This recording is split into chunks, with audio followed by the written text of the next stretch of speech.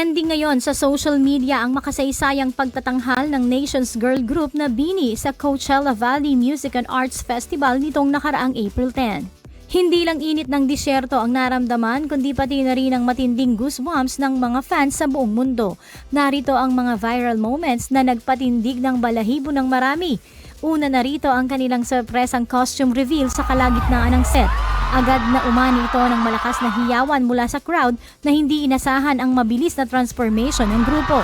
Isang emosyonal na sandali rin para sa mga Pinoy ang marinig ang sabay-sabay na pagbati ng mabuhay sa international stage na nagpapakita ng kanilang labis na pagmamalaki sa kulturang Pilipino. Naghatid din ng kilabot ang marinig ang karera at salamin-salamin na inawit ng live sa California. Dinig na dinig ang pakikipagsabayan ng fans sa iconic na linyang Ayokong Maniwala A.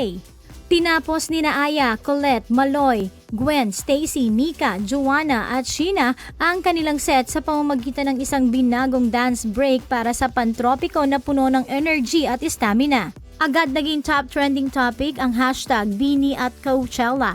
Ayon sa fans sa Reddit at Instagram, ramdam ang gutom at passion ng grupo na patunayang world-class ang P-pop.